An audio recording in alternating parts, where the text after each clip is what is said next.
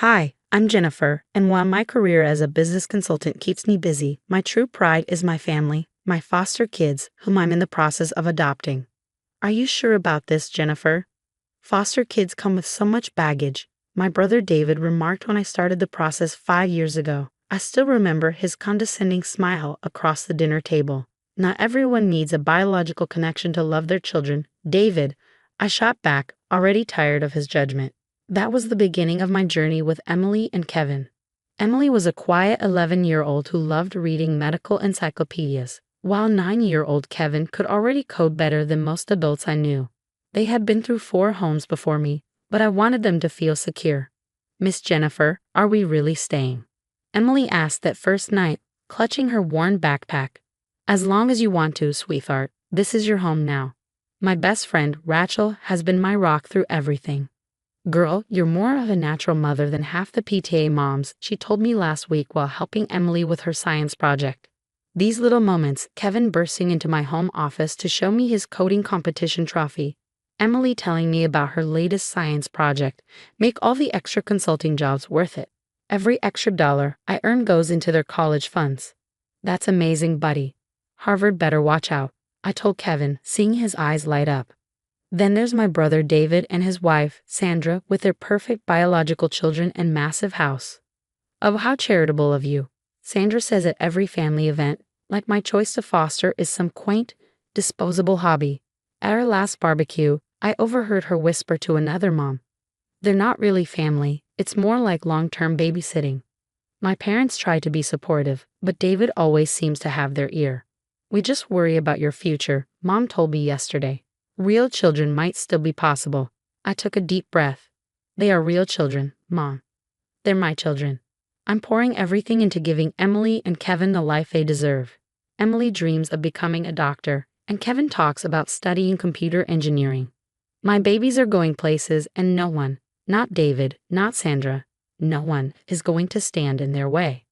One night, Emily hugged me after I helped her with her biology homework. You're the best thing that ever happened to us, she whispered. I held her tight, thinking of all the nights I prayed for a family. I never knew I could love this fiercely, but here we are, my perfect chosen family. But lately, David's been acting strange whenever the topic of money or inheritance comes up. And I have a bad feeling.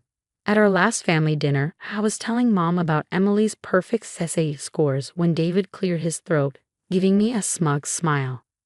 You know, it's cute how you're playing house with these temporary kids, but let's be real, they're not actually going to inherit anything, right? The table went silent.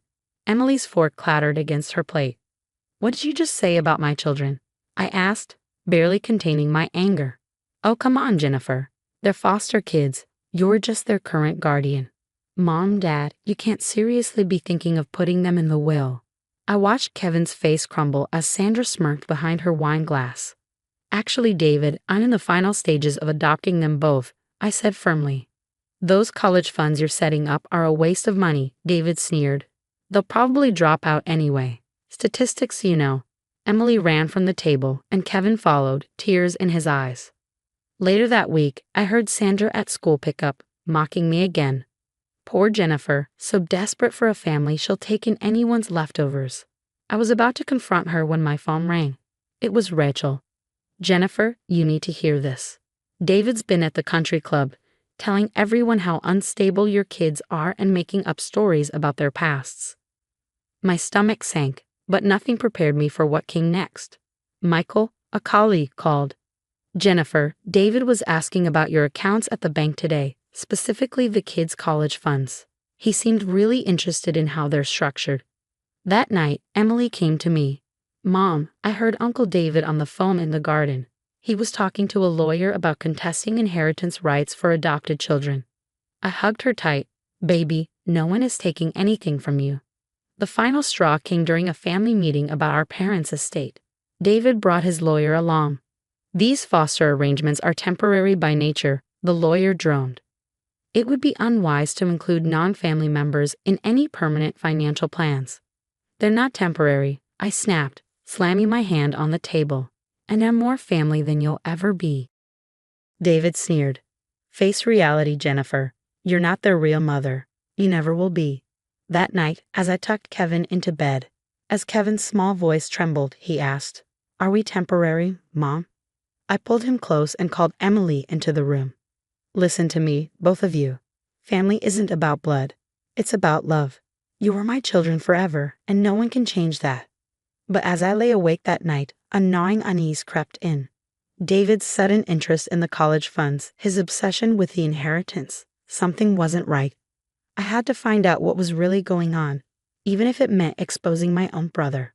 What I didn't realize was that David had secrets, big ones, and they were about to unravel. The first piece fell into place when Michael pulled me aside at work. "Remember how interested David was in those college funds? I did some digging, and he's in serious trouble. Hundreds of thousands in gambling debt, Jennifer." My hands shook as I scanned the documents he'd found. David, the golden boy, was drowning. And the worst part?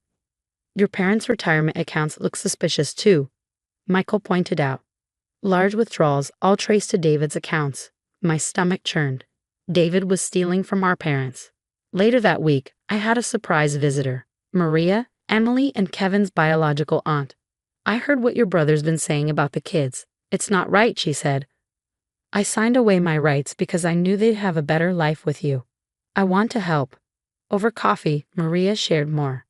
"Sandra approached me last month, offered me money to contest the adoption, said it would be better for everyone." My phone buzzed. It was Rachel. "You won't believe this, Jennifer. Sandra's running a real estate scam, taking deposits for properties she doesn't even own." I recorded everything, building my case, but the next bombshell hit closer to home. Emily came home one day, tears streaming down her face. "Uncle David told Grandma and Grandpa that Kevin and I are stealing from them. He said that's why money keeps disappearing from their accounts." I held her close. "Baby, I promise you, the truth will come out." That night, David showed up drunk at my house. "Just give me access to those college funds, Jennifer. I can double the money in a week, triple it even." I pressed record on my phone. "Like you doubled Mom and Dad's retirement money?" I asked. He sneered. "Those old fools don't need it anyway. And those brats of yours don't deserve it." "Yeah, I took their money, all of it, and there's nothing you can do about it. Get out of my house." As he stumbled away, I called Michael. "I got it all on record." But Sandra wasn't done. She cornered me at the grocery store. "Listen here, charity case. Those kids will never be real Mitchells. Back off from the inheritance or I'll make sure everyone knows about their troubled past." "Oh, you mean like your fake real estate deals, Sandra?" Her face drained of color. That evening, Maria called. "Jennifer, I've kept records of every conversation with Sandra, every bribe offer, every threat. I'm ready to go public." That night, I sat with Emily and Kevin. "Remember when you asked if you were temporary? Well, I have proof now of who's really temporary in this family. And it's not you two." Kevin hugged me tight. "We knew you'd protect us, Mom." As I watched them do their homework, my phone lit up with a message from Michael. The company board wanted a meeting about David's activities. Sandra's real estate victims were organizing. The house of cards was finally about to fall, and this time, I wasn't going to stop it. I looked at the adoption papers on my desk, nearly complete. Let them try to fight this. I had truth on my side, and karma was finally coming to collect. Everything exploded on a Tuesday. David was in a board meeting when the anonymous evidence landed in every director's inbox.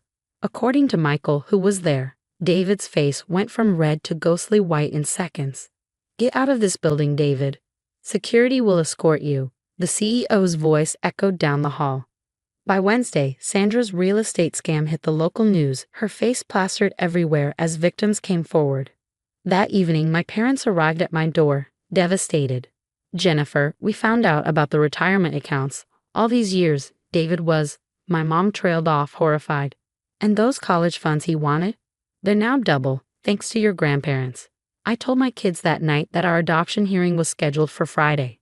David and Sandra made one last desperate attempt in court. "Your Honor, these children have a biological aunt who," David began. But Maria stepped forward, undeterred. "I fully support Jennifer as their mother, and I have documentation of their attempts to bribe me right here." The judge brought down the gavel. "Congratulations, Miss Mitchell. They are officially your children.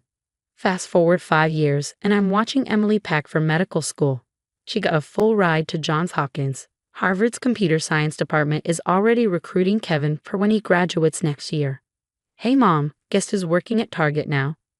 Kevin showed me his phone, where a very tired-looking David was wearing a red vest and stocking shelves. And Sandra's doing midnight shifts at Walmart in Arizona. Emily added with a smirk. Guess karma doesn't take credit cards. My parents moved closer to us after everything, and now they've never been closer to their grandchildren.